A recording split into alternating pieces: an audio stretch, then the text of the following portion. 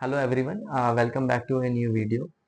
In this video, I will be discussing about the results of SG Finserv, which were declared yesterday, and I will be covering the con call as well, which happened today. The whole video I will be dividing into three parts. First, I will be covering के quarter two के results कैसे रहे SG Finserv के, और then in the second part of the video, I will be covering the con call part.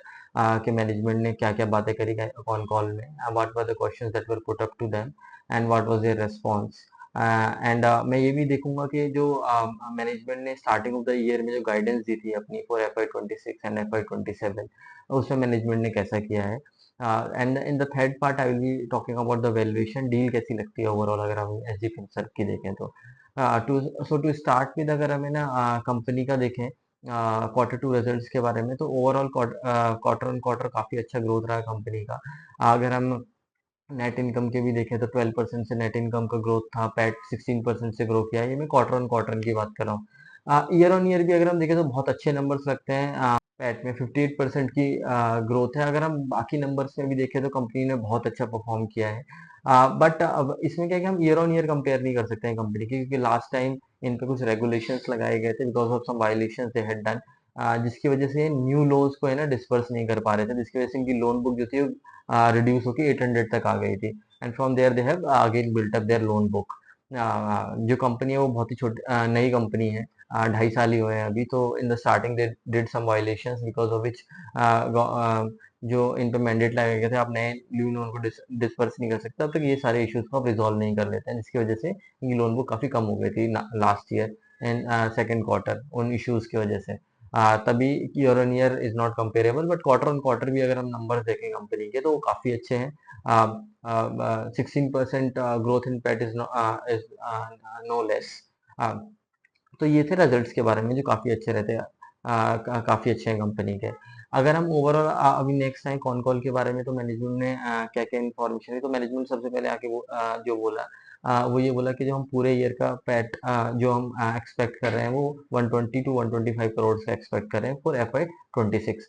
And for FY27 they are saying कि PB 190 crore to 200 crore का PAT they are expecting in FY27। ये PAT के ऊपर जो उन्होंने guidance आके starting में management ने बोल दी, जो मैनेजर ने की थी। और अगर हम AUM के बारे में देखें तो कंपनी ने बोला कि FY26 के एंड में हम 3500 करोड़ से लेके 4100 करोड़ के बीच में हमारा AUM होगा बाय FY26 एंड और अगर हम क्या कहते हैं FY27 का देखें तो 6000 करोड़ हम लॉन्च कर लेंगे।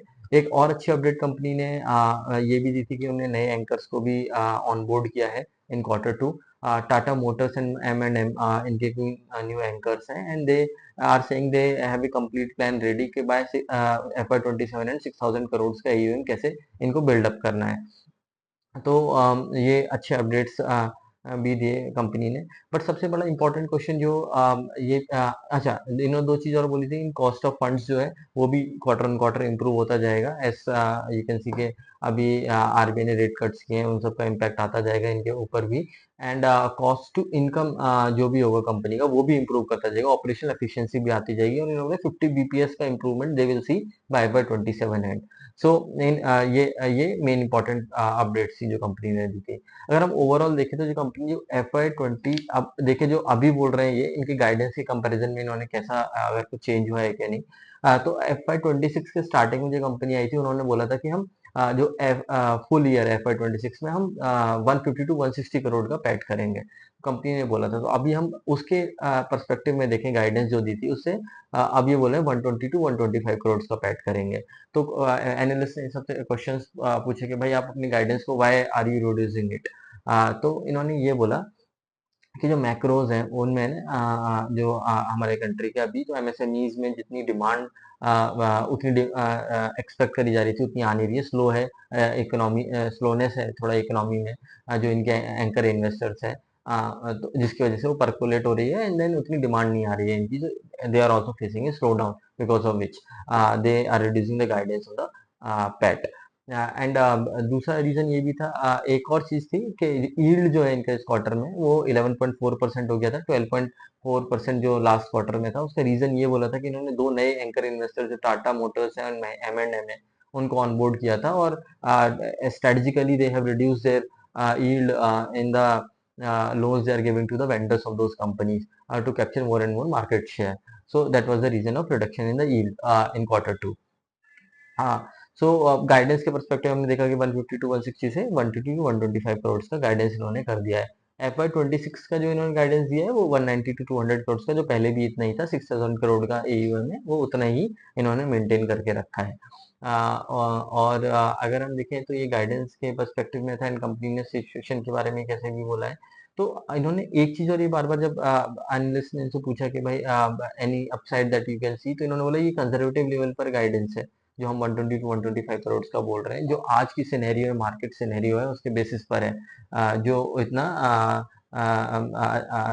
जो स्लोनेस की तरफ है। अगर क्वार्टर 3 क्वार्टर 4 में जैसे जीएसटी कट हुआ है, उससे डिमांड में इम्प्रूवमेंट आता है, तो इनके जो एमएसएमई कंपनीज पे ये देते हैं लोन्स, उन पे भी आएगा, उनकी भी रिक्वायरमेंट्स बढ़ेंगी, and then they will disburse more and they can do more as well.